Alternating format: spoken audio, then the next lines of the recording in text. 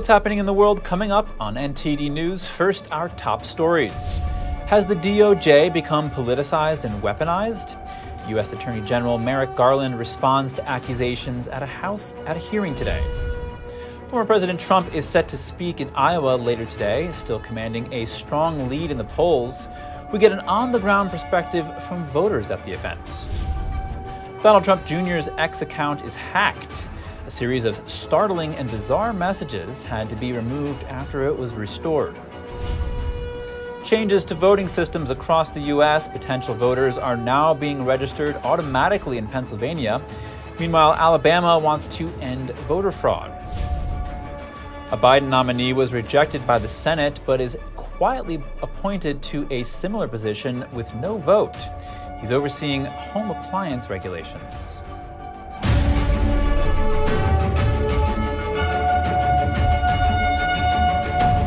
Welcome to NTD News Today.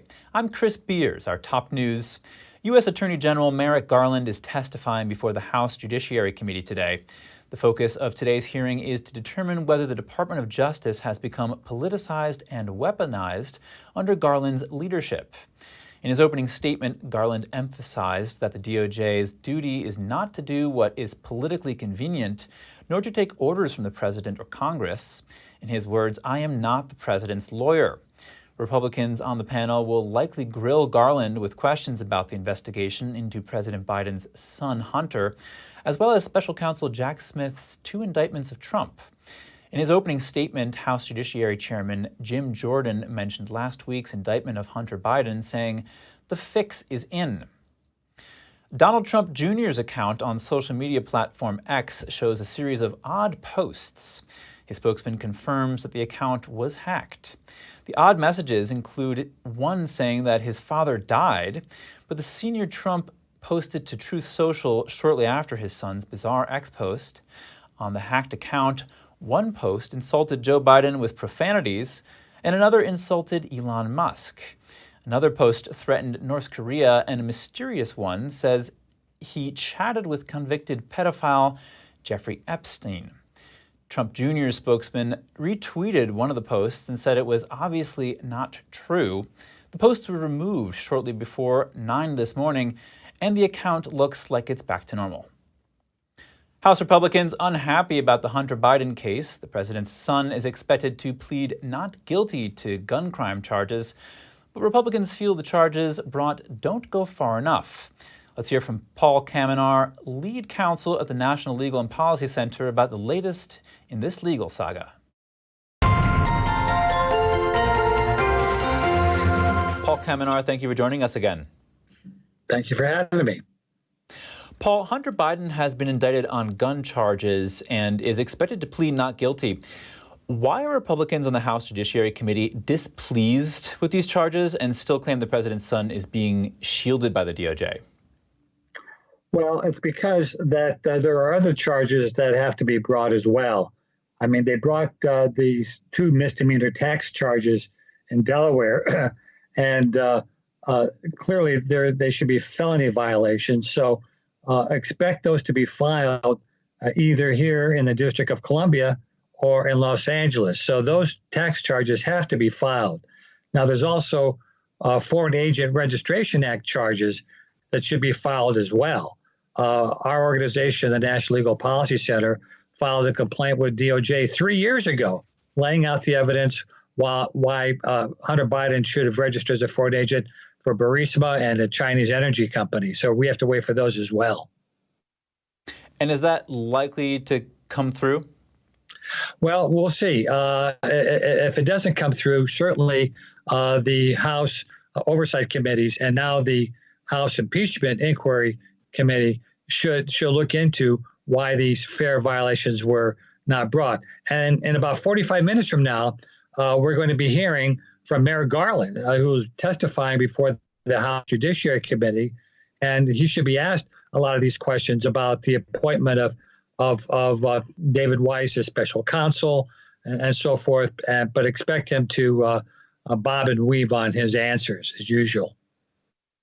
Now, Paul, Hunter Biden's attorney Abe Lowell said the charges were brought against his client due to political pressure and will ultimately be, quote, dismissed before trial. What do you make of that statement? Well, he's basically making that argument to defend his client, but there is no defense. He clearly violated the gun laws, both in the registration and possession of the gun, and he's going to try to dismiss it because he's claimed that he still has the diversion agreement that he did in Delaware a few months ago, because he claims that it was still a valid agreement, even though the judge did not sign off on it. So that's one argument he's going to make.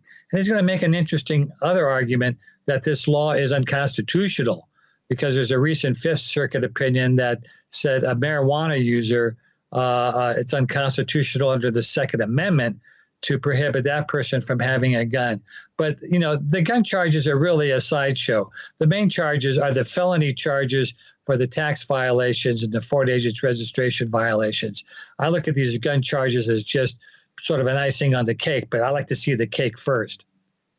All right, Paul, and what's next in this case here?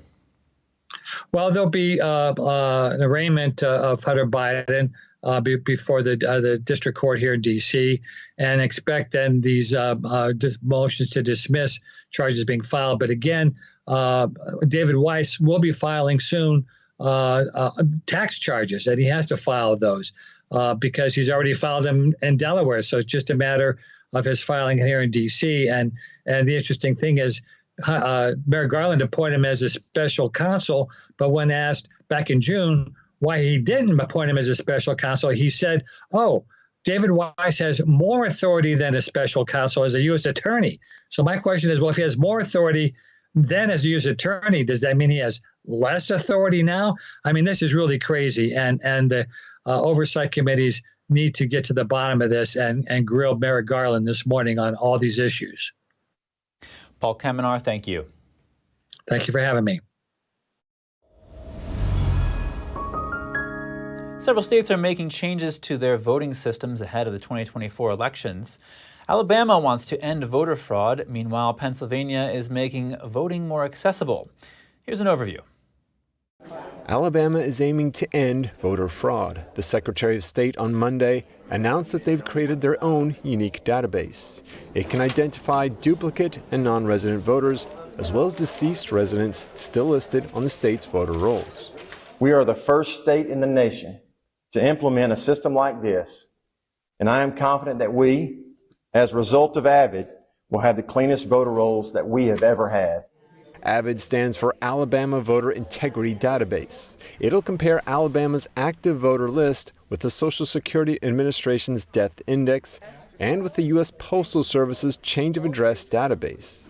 It also shares voter data with neighboring states to identify residents who have obtained state IDs elsewhere. This will also flag anyone who voted in our state and another state. Alabama will use AVID to replace the controversial ERIC system. Meanwhile, a federal trial is unfolding in Texas over a 2021 voting rights law. The 2021 voting law includes a ban on 24-hour polling places and drive-through voting. The American Civil Liberties Union and others are challenging the law. They say it makes voting less accessible, mostly for less educated and non-English speaking people, as well as disabled citizens in need of voting assistance. The trial's outcome might decide voting rules that Texas will use for the 2024 elections, although any decision is likely to be appealed. And in Pennsylvania, automatic voter registration is now happening. Democratic Governor Josh Shapiro says eligible state residents will be automatically registered when they get or renew ID cards or driver's licenses. He wrote, "Our democracy started in Pennsylvania. Today we defended it again and implemented automatic voter registration. There is an option to opt out. Residents have to take those steps if they choose to do so." Iowa voters are lining up to see former President Trump speak this afternoon. As Trump ramps up his campaign in this key state, what does the crowd have to say? Joining us now live is NTD's Stephania Cox. Steph, what are you seeing there in Iowa? Yeah, hi, Chris. I'm down here in Maquoketa, Iowa at the Jackson County Fairgrounds. And what we're seeing is plenty of people lining up, as you mentioned, and also filing in here. We're right in the middle of the event before it begins. What we're seeing is people are excited to be here. This is the first state to caucus, and it's the start of what President Trump's campaign has called a weeks-long blitz in the state. So they're certainly feeling the excitement, as you can see from some of these discussions we had earlier. Well, we came here for a wonderful hoopla to see Trump, to support him in all of his important needs right now. Oh, we're hoping that he helps the farmers again. That's what we're looking for. So we're very excited about that. He's done such a great job taking care of those guys already. It was very critical to look out for the farms again and get those back from the Chinese people. I suppose too much people buying land in our country that shouldn't be happening. So we're here at the southwestern side of Iowa, and that's where we're normally working on things. And we come to lots of rallies, and we try to get all the crowd active and everybody running around, having a good time, and involve all the citizens and all the people as best we can. Where his stance is, has any of his stances changed? The one thing that I find is that when Trump speaks, his yeses are yeses, his nos are nos. I don't like the wishy-washy politicians that we get sometimes, so that's kind of where I am right now. So big, huge Trump supporter. Believe that given a chance that we can go right back to where we were prior to the Biden debacle, and feel that we just need to allow the candidates to debate and not have all these stupid inquiries going on where he's getting indicted here, indicted there. Just let him debate that and let the people choose. I think there's a legal way to come across that border and there's an illegal way. So I'm definitely a proponent for keeping our country safe. I feel like over the last couple of years, with the gaps that have been, we're allowing all kinds of riffraff to come in, and that's not good for us. And this is just the first stop of 2 today. Former President Trump will be speaking at another event nearby, which we will also be covering later today. The former president has reportedly decided to pass on the next primary debate, and instead will be heading to Detroit to speak with auto workers who, of course, have been striking. And that, of course, pitches him more against President Biden in this campaign, as opposed to against his other rivals, which are polling way far behind him in the polls. So back to you, Chris. Thank you very much, Steph. Coming up, the central bank will make an interest rate decision later today. What should we expect here from Chair Jerome Powell? And D.C. police tell lawmakers and staffers to avoid wearing jewelry. They met to advise Capitol Hill on personal safety amid rising crime in the district. We'll have more soon.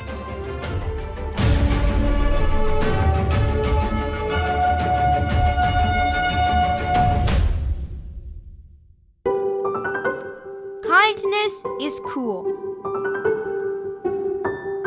because we feel happier when we do good. Kindness connects us with others and improves our self-esteem. Simple actions, meaningful lives. Let's practice kindness, share our love, and show our care for one another. Submit videos of kindness to Gangjing World for prizes up to $10,000 in cash.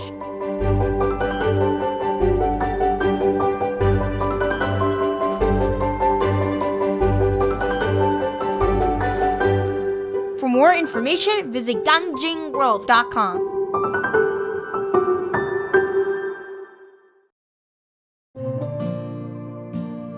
Imagine a coffee that cares for your health.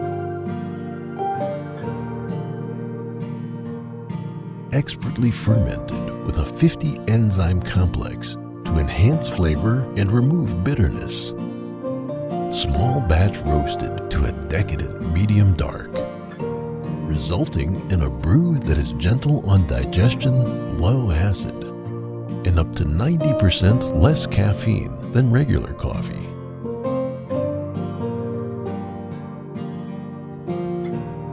Try a America's first enzyme fermented coffee today. Anyone who's ever sold a home will tell you it's really hard. And it's one of the biggest financial decisions you'll ever make. That's why who you work with matters. Together with HomeLight, we take care of every detail.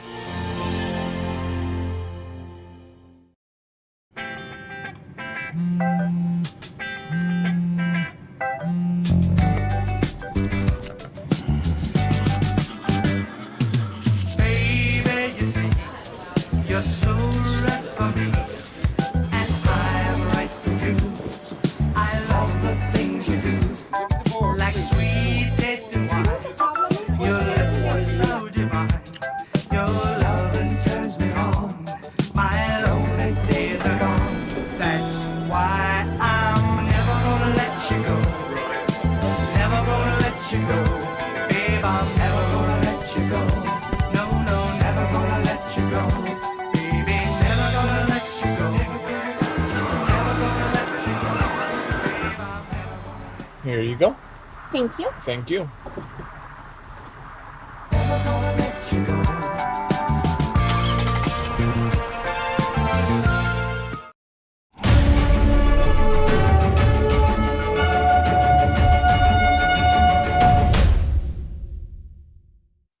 Welcome back. A Biden administration nominee that failed Senate confirmation was quietly appointed to a top role in the Energy Department. It's a position that doesn't need confirmation. Jeff Marushian was appointed as the Principal Deputy Assistant Secretary of the agency's Office of Energy Efficiency and Renewable Energy. That's after he failed Senate confirmation to take the Assistant Secretary role. The position allows him to oversee the Biden administration's home appliance regulation program. His confirmation bid failed after Senator Joe Manchin opposed the administration's actions to regulate gas-powered stoves. But the new appointment essentially gives Marushian the role he originally sought. No one else was nominated to be his superior in the office. Marushian previously served as Special Assistant to President Biden. Before that, he was the director of the Washington, D.C. Transportation Department. How to cope with Washington, D.C.'s rising crime rates.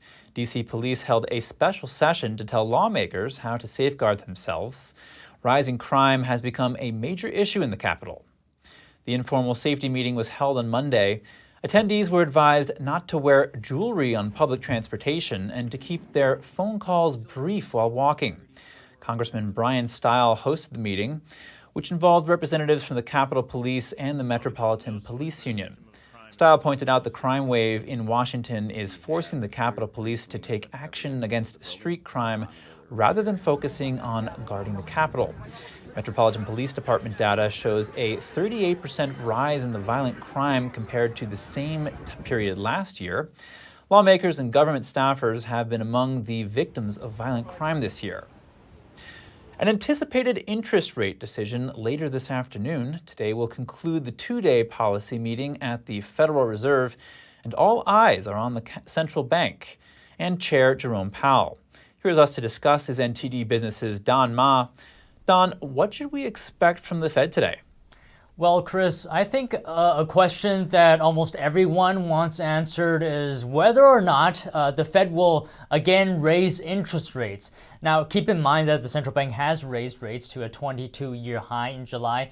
But, currently the expectation is that officials will not raise rates actually at this meeting. Fed Chair Jerome Powell will hold a post-meeting conference as well. And during that, he will likely say, something along the lines of that inflation remains high, and it's going to leave the door open for them for another rate increase. He doesn't want to sound too soft in his language, right? He needs us to know that he's determined to do anything necessary to cool inflation, Chris. And what do investors want to hear from Powell in the post-meeting news conference? Well, investors will be looking for clues, actually, that the Fed is done hiking rates. Financial markets are already looking to the next Fed meeting. They currently see a 69% chance the Fed will pause rate increases. And Chris, the reason why investors are so interested in what the Fed does is because when the Fed stops hiking rates, then what comes next is actually rate cuts. And that's really what investors want, because lower rates is good for the stock market, of course, and companies can earn more money in that environment. It's no surprise that, at the end of the day, Chris, it's all about money. The Fed's interest rate hikes does affect the stock market. So, that's really why the Federal Reserve is in center stage now for the past couple of years. And that's why we're talking about interest rates. And Don, how do the Fed's interest rate decisions affect people's investments? Well, some investors make trades actually based on what they anticipate what will happen with the Fed's interest rates. It's actually $1 trillion market there. That's also why, in general, the Fed tries to avoid making decisions that go against market expectations. And when the Fed does so, it can cause markets to be more volatile. And let me just give you an example here of how Powell's words can actually impact markets. So in a speech last year, Powell used harsher language than markets were expecting. He warned that interest rate hikes would mean pain for U.S. households. And that statement sent the Dow down by 1,000 points. And that's partly why the Fed officials regularly make public remarks to signal how they plan to vote at upcoming meetings and provide forward guidance so that investors have more time to prepare. All right, Don, thank you very much. Thank you, Chris. This year's holiday shopping experience may not be the same as Christmases past. America's retailers are expected to add 410,000 seasonal positions for the holiday shopping season. That's according to an estimate from outplacement services firm Challenger Gray and Christmas. The projection would mark the industry's lowest seasonal hiring total since 2008. Of major retailers who have announced hiring plans, Amazon is the only one so far to say it is increasing its numbers. The e-retail giant says it'll add 250,000 employees ahead of the holiday season. That would be a significant jump from last year's holiday workforce. Experts say Americans' spending habits have shifted lately to focus on must-haves like groceries. Even so, they're still splurging, but on things like international travel and dining out. When we come back, a high-ranking university gets low marks for free speech. Find out why some say its campus is hostile toward conservatives. And a tremendous opportunity for students on Maui. The University of Hawaii is offering full scholarships to high school seniors in Lahaina. We'll have more on the heartwarming message soon.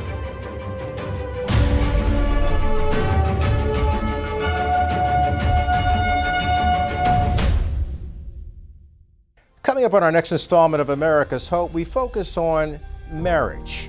How important is the family to American life? And we'll hear from the notable best-selling author and top speaker throughout the world, Dr. Willie Jolly. All that and more on our next installment of America's Hope.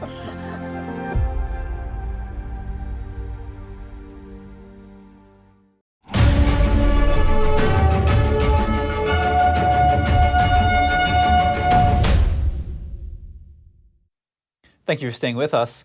Conflict between Florida and a state university. Lawmakers want to stop diversity, equity, and inclusion efforts on campuses, but they're meeting resistance. Epoch Times reporter Darlene Sanchez has exclusive coverage. We speak with her.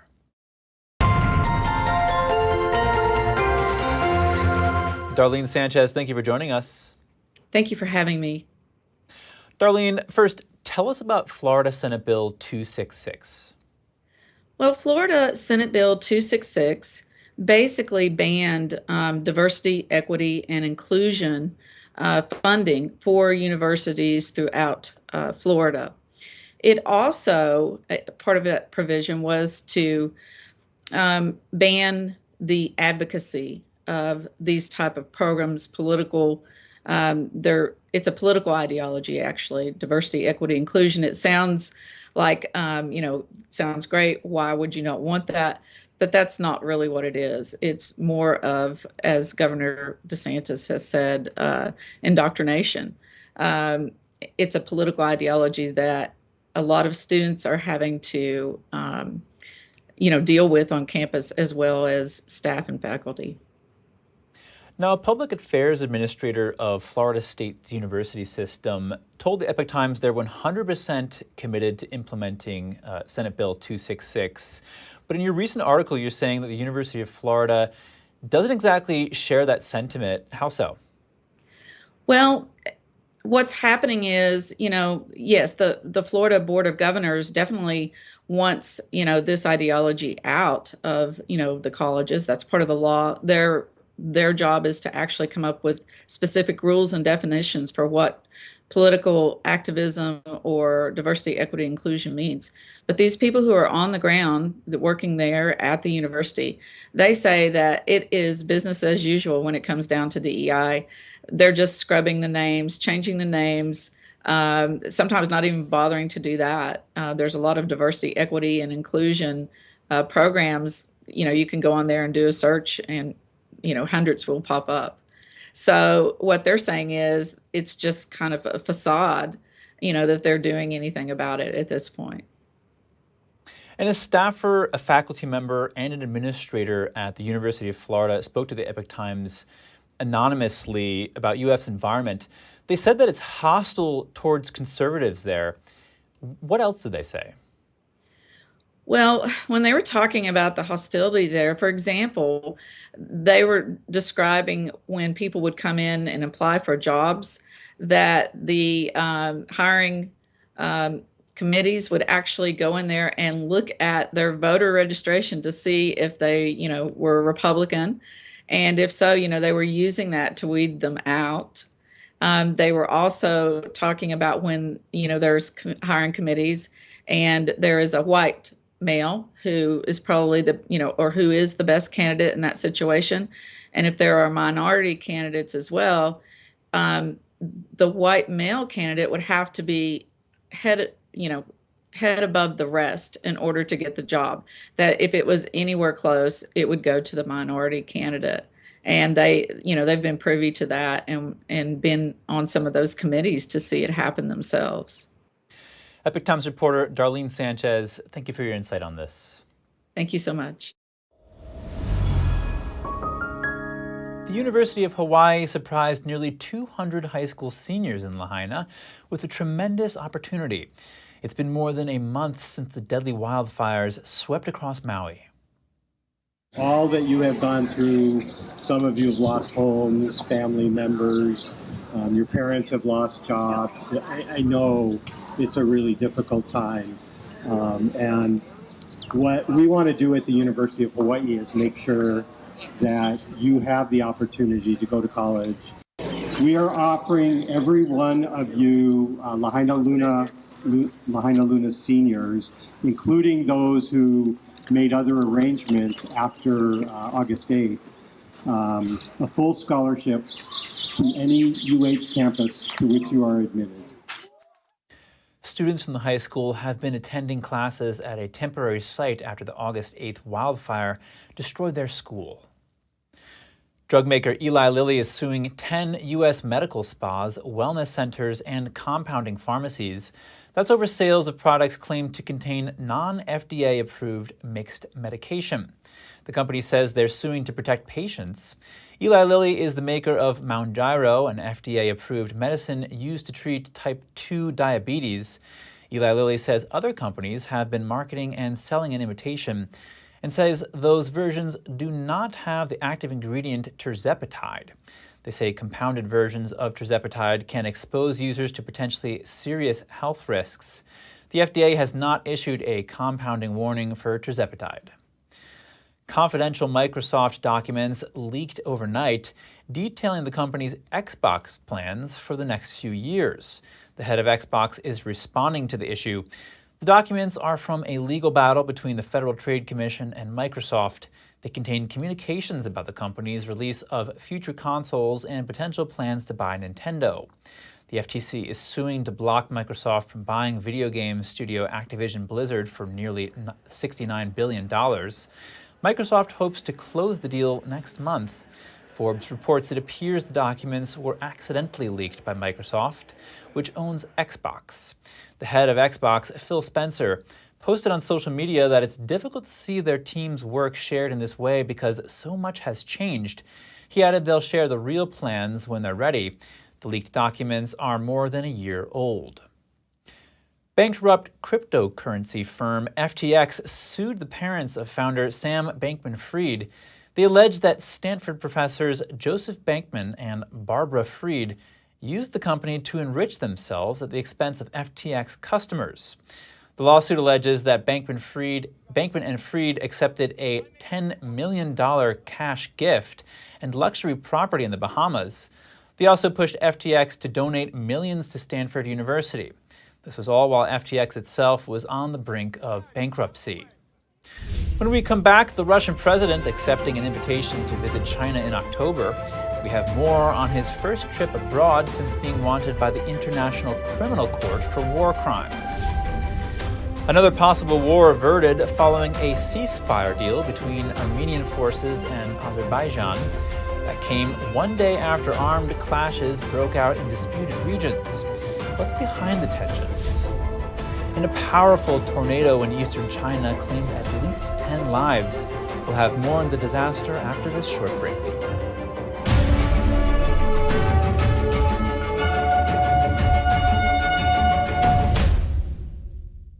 When I drink it, the first thing was I feel the warmth in my tummy. It's kind of like gently radiating out, a kind of a very comforting warmth. And it was really good, actually. I felt much better. I did feel, actually, an effect. And I find that it is actually better when I take it regularly. It's actually steamed and dried 9 times. And so it's really, the essence is really extracted. Then the second time I tried it really like on an empty stomach and just 2 teaspoons of it and over a few times. And wow, there was a big difference because suddenly I could feel, wow, I was very good energized. I didn't have to eat. I could work outside in the garden for a couple of hours and I still felt very well. And I was impressed by that. So I think it's a good product. Stay tuned to get this 5-piece Ultra Nonstick Bakeware set free from Granite Stone. Are you tired of pots that burn, lids that don't fit, and pans that stick? You know you need a new set, but the prices are so high it makes you sick. Well, get ready for a kitchen full of the most durable Ultra Nonstick cookware at the most affordable price anywhere. Introducing Granite Stone Blue, the fast, easy way to cook gourmet family meals every day. Each piece of Granite Stone cookware is pressed from a solid aluminum disc for even heat conduction and coated 3 times with our durable Ultra Nonstick Granite Stone Blue finish. Granite Stone Blue is oven rated up to 500 degrees for outstanding roasting and come with vented tempered glass lids to prevent boilover. Plus, all Granite Stone cookware is 100% dishwasher and metal utensil safe. Look, you'd expect to pay up to $500 for a professional quality cookware set. But during this special TV introduction, you can get the Granite Stone Blue 12-piece set, not for $500, $400, or even $300, but for the factory direct price of just 5 easy payments of $49.95. And for everyone who orders today, we're going to drop 1 payment. You get it all for just 4 easy payments of $49.95. Granite Stone cookware is so durable, it comes with a 10-year warranty. As a bonus, we'll include our self-draining fry basket, stainless steel steamer insert, and the steamer rack, a $50 value, absolutely free. And there's even more. As a special gift, you'll get our 5-piece Granite Stone Blue bakeware set, the fast, easy, ultra non-stick way to bake up your favorite desserts. No grease or oil needed. Together, they're a $110 value, yours free. That's an incredible 20-piece Granite Stone Blue set, all for just 4 easy payments of $49.95. Plus, we'll ship your entire order free. Order now. To order, call 1-800-840-5013. That's 1-800-840-5013 or order online at granitestoneblue.com. Welcome back. If you're just joining us now, here are some of today's top headlines. U.S. Attorney General Merrick Garland is testifying before the House Judiciary Committee today. He defended himself against accusations the Department of Justice has become politicized and weaponized under his leadership. Former President Trump is in Iowa beginning what his campaign calls a blitz of events in the key state, starting with a rally this afternoon. Donald Trump Jr.'s X account was restored after being hacked. The hackers posted a series of bizarre messages, with one claiming Trump Jr.'s father died. Some states are changing voting rules ahead of the 2024 elections. Alabama created a new database to prevent voter fraud, while Pennsylvania is automatically registering people to vote when they get or update their IDs. A Biden nominee to oversee home appliance regulation was rejected by the Senate, but is essentially getting the job anyway after he was appointed to a similar position not requiring approval. Israel's ambassador to the UN was detained at the UN General Assembly in New York yesterday. That was for leaving to protest during Iranian leader Ebrahim Raisi's speech. Security personnel grabbed Ambassador Gilad Erdan when he walked out of the assembly hall. He left after holding up a picture of Mahsa Amini, whose death last year sparked waves of protests. Eyewitnesses say she was beaten to death by Iran's so-called morality police. She was arrested for not wearing a hijab, a law Iran recently increased the penalty for. Iran's leader was sanctioned by the U.S. after 5,000 Iranian political prisoners were massacred in 1988, and for the death of around 1,500 Iranian protesters in 2019. Staying with the UN summit, Taiwan is gaining support from world leaders. Presidents of Guatemala, Paraguay, and Palau have all called for the UN to admit Taiwan as a member. The government of Paraguay expresses its support for the Republic of China, Taiwan, to be an integral part of the United Nations system. Taiwan was excluded from the United Nations under a 1971 UN resolution. The body recognizes Beijing as the legitimate representative of China. Beijing claims Taiwan as its own territory, despite never having ruled the island. Paraguay is the last South American country to maintain official relations with Taiwan. Meanwhile, the Czech head of state also condemned Beijing's military aggressiveness in the Taiwan Strait and the South China Sea. He called for international efforts to combat these global threats. And Russian President Vladimir Putin formally accepting an invitation to visit China with a date set in October. Putin is expected to meet Chinese leader Xi Jinping during the upcoming visit. The trip would mark Putin's first appearance abroad since an arrest warrant was issued against him by the International Criminal Court. That was over alleged deportation of children from Ukraine, an allegation the Kremlin denies. The Russian leader is currently hosting Chinese Foreign Minister Wang Yi in St. Petersburg. Over to mainland China, a powerful tornado tore through eastern Jiangsu province Tuesday, killing at least 10 people. State media says several more were injured, with over 50 homes damaged. Social media footage shows overturned cars, downed power lines, and flying debris, much of which litter the streets in a city north of the province. Officials issued warnings against heavy rain and strong winds in multiple regions. And in South Korea, U.S. soldiers in the country are being questioned about a drug smuggling operation. Back in May, police raided 2 U.S. Army bases after receiving intelligence of alleged cannabis smuggling and distribution. The recreational use of marijuana and cannabis products are illegal in South Korea. During the raid, they seized 11 ounces of synthetic liquid cannabis, 27 electronic cigarettes, and nearly $13,000 in cash. Police say a 24-year-old American soldier allegedly smuggled the cannabis into the country through military mail. It was then sold to a Filipino distributor, a South Korean distributor, and other U.S. soldiers. The 2 distributors have been arrested.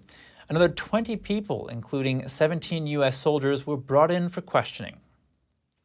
A ceasefire was agreed upon between ethnic Armenian forces and Azerbaijan, one day after Baku launched a military offensive in a disputed region. Azerbaijan said today it halted what it called an anti-terrorist operation.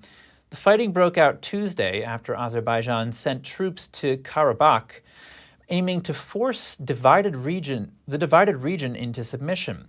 Armenian forces surrendered and agreed to a ceasefire. The terms indicated the area's return to Azerbaijan control. Starting Tuesday, talks will discuss the region's future and the fate of Armenians. Russian peacekeepers supervise the handover of weapons. Both Armenia and Azerbaijan were part of the Soviet Union. Since the collapse of the USSR, the two have fought 2 wars over disputed regions. Let's look at how this whole conflict started. Nagorno-Karabakh is at the center of the conflict. It's a mountainous region within Azerbaijan and is internationally recognized as part of it. But it's known as Artsakh by Armenians, and its 120,000 inhabitants are predominantly ethnic Armenians. They have their own government, which is close to Armenia, but not officially recognized by it or any other country. Armenians, who are Christians, claim a presence in the area dating back several centuries before Christ. Azerbaijan, whose inhabitants are mostly Turkic Muslims, also claim deep historical ties. Bloody conflict between the two peoples goes back more than a century. The region saw 2 wars after the Soviet Union crumbled. One that took place between 1988 and 1994, and a second that lasted 44 days in 2020. Over the course of the 2 wars, tens of thousands died. In the first war, over 1 million people were displaced. Most of those were Azeris, driven from their homes when Armenia ended up with control over Nagorno-Karabakh. In the second, Azerbaijan managed to take back 1/3 of Nagorno-Karabakh. Russia brokered a ceasefire between the two, providing peacekeepers to guard the Lachin Corridor, a crucial road that connects the territory to Armenia. Analysts say successive rounds of talks have brought the two sides closer to a permanent peace treaty, but a final settlement remains elusive. Tensions started ratcheting up again when a group of Azerbaijani civilians, identifying themselves as environmental activists, began blocking the Lachin Corridor. An Azerbaijan checkpoint was set up, blocking the flow of goods to Armenia. It caused what the US called a rapidly deteriorating humanitarian situation. The International Committee of the Red Cross was able to make aid deliveries this week. When we come back, Starbucks aims to stop using disposable cups by 2030. Find out how the coffee giant's latest sustainability goal would work. And with expertise and a loving heart, a marine biologist is fighting to protect sharks in San Francisco Bay. Find out more on her special mission when we come back.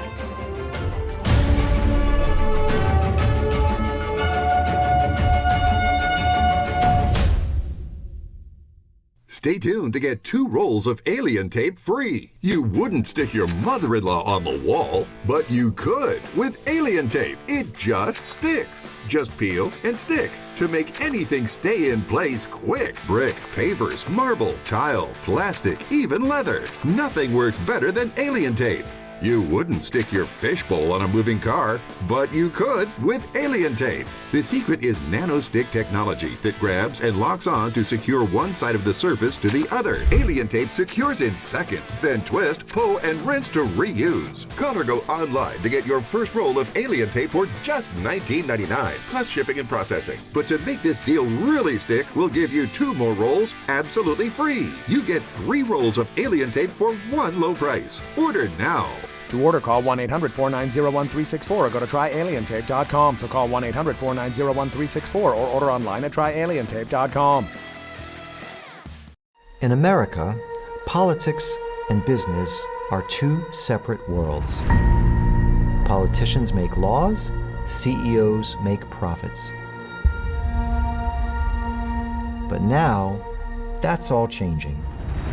A movement has been growing to unite corporations, governments, and global institutions.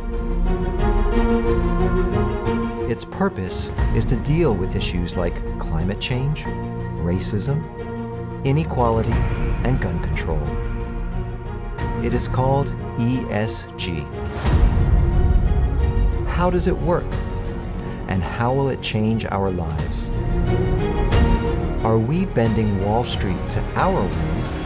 Or are we the ones who will be manipulated?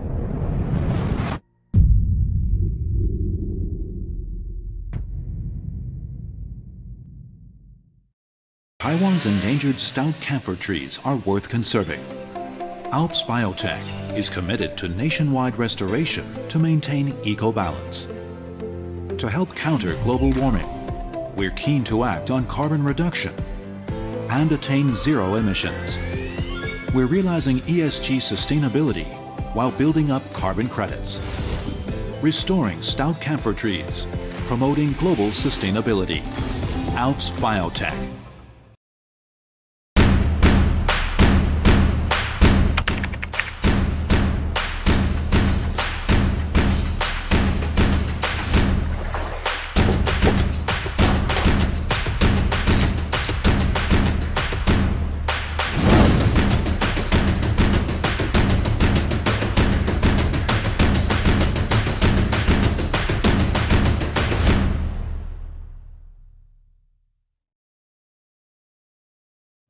Thanks for staying with us. Starbucks says it wants to stop using disposable cups by 2030. The coffee giant aims to reduce its waste and greenhouse gas emissions in its latest sustainability effort. NTD's Andrew Thomas has more on what's being brewed.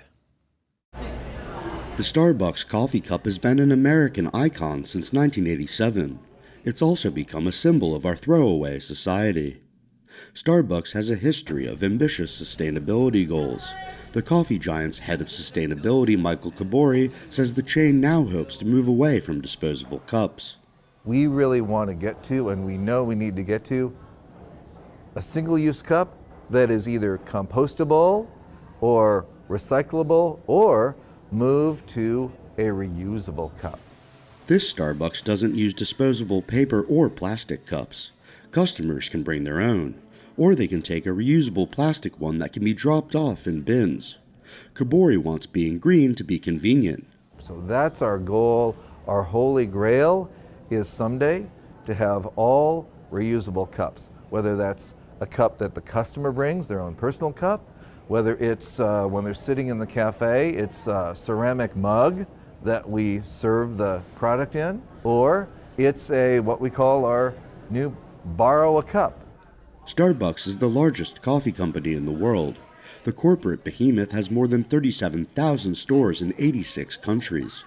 Kabori hopes Starbucks sets an example for other companies. If we can crack the code and figure out how to implement a reusable cup system everywhere and not have any more single-use disposable cups, everybody will follow. Lawyer John Solorzano advises companies on developing climate-friendly operations. He says converting an operation the size of Starbucks is a huge challenge. It's kind of like turning an aircraft carrier around. Like, you would think it's companies this big are just not as nimble as you would like them to be, as nimble as they would like to be. It's just these supply chains, they probably have hundreds of suppliers directly and indirectly who are helping to manufacture a cup. Erin Simon is Vice President for Plastic Waste and Business at World Wildlife Fund. She says corporate collaboration and government regulation are needed to make significant change. That's a really important signal to send to the market, right? That they are doing those things, that they are going to be reducing their impact. But we also have seen over the past few years that these company commitments on their own are not enough to change the system. But whether or not Starbucks' latest efforts will have any impact on climate change remains to be seen. Andrew Thomas, NTD News. A marine biologist is on a special mission. She's helping one species of shark survive in San Francisco Bay after the record rainfall this year altered their nursing grounds. Let's take a look. Marine expert Megan Holst is in her element. My little baby. The PhD candidate at University of California, Davis is fighting to protect sharks in the San Francisco Bay. Oh, I think you might have been there for a minute. I'm sorry, Bubs. They're looking for a specific type, the broad-nosed seven-gill. This is my favorite, the wagging tail. The bay is home to one of the world's only known year-round nurseries for the species, says Holst. This is the only population that we know of that is putting all of their pups in one location in this nursery ground. Now that can be fine, except that they're literally putting all their eggs in one basket. So if something happens to San Francisco Bay, then we might lose an entire cohort of these seven-gill juveniles. As its name suggests, this apex predator has 7 gills as opposed to the 5 on most sharks. He's so cute. This is a baby seven-gill. It can be found around the world, including New Zealand, South Africa, and Argentina. though population numbers have proved elusive for scientists. The International Union for Conservation of Nature describes the species as vulnerable and says the population is decreasing. Sharks are a really great sign for a healthy, sustainable ecosystem, and they are what keeps our ecosystem in check. But it's hard to say whether or not their actual presence means that things are good in San Francisco Bay. Record rain and snow in California last winter replenished reservoirs, but the resulting freshwater runoff may have impacted the ecosystem, says Holst.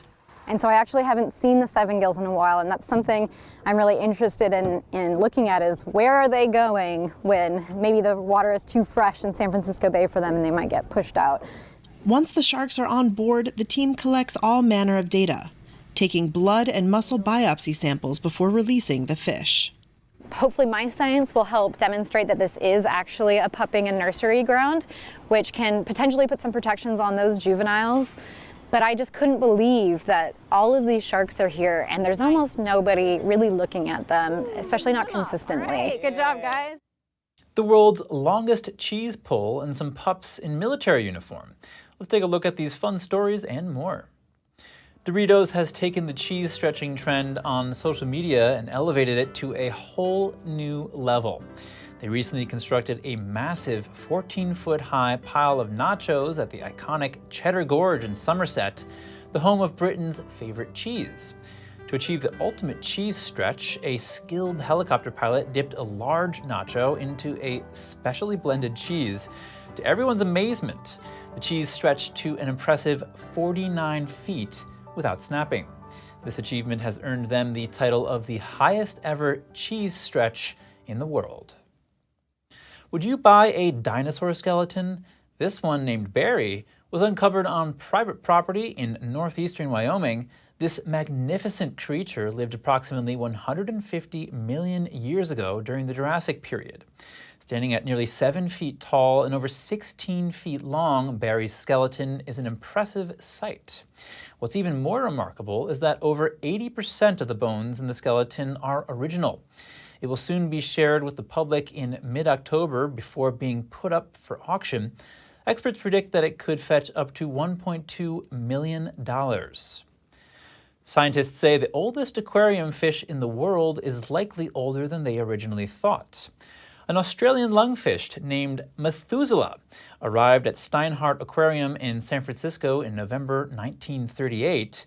Until now, scientists estimated she is currently about 84 years old, but using DNA testing of a sample of one of her fins, they've determined she's 92 years old and could possibly be up to 101.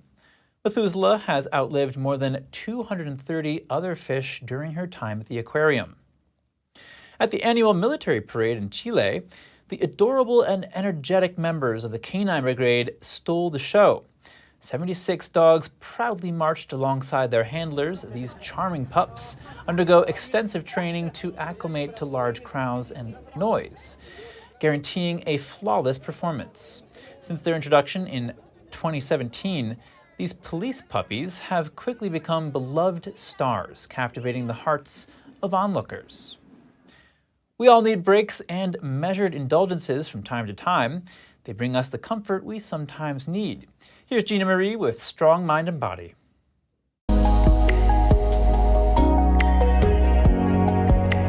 On some days, you might feel tired or emotionally drained.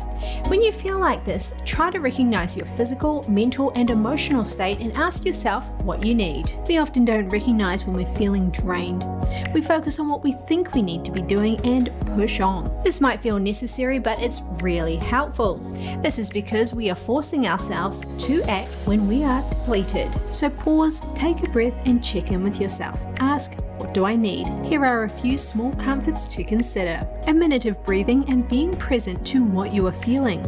A luxurious stretch, a hot cup of tea, a hot shower, a relaxing walk in nature, some berries or another delicious fruit, a hug from a loved one, a meditation session, curling up with a good book, a massage, sitting in a hot tub, and sitting with someone and listening to music. Small comforts are generally risk-free, but here are a few tips that can help you to get the most out of them. Number 1, avoid overdoing it. Many of us are capable of overindulgence when it comes to comforts. This can be to the point of approaching addiction. There's nothing wrong with food, TV, or video games, for example, but just have them in nice small doses. Number 2, face discomfort when you can.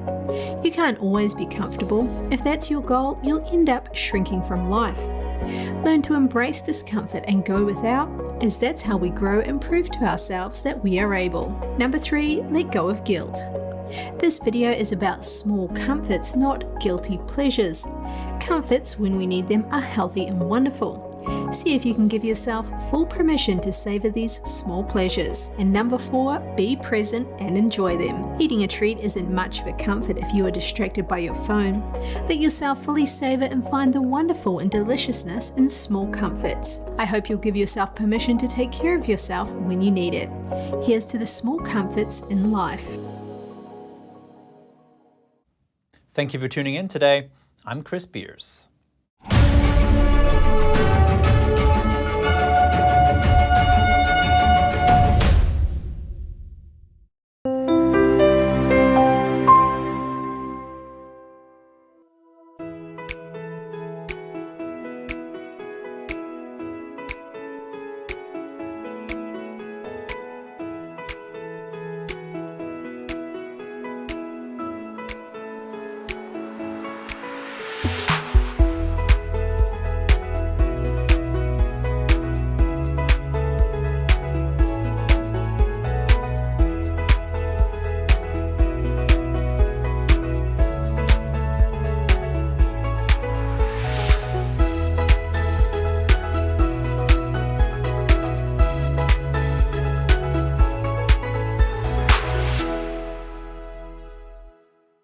I don't think that many kids in my... Thanks for watching us on YouTube. Did you know YouTube only keeps selective videos on its platform?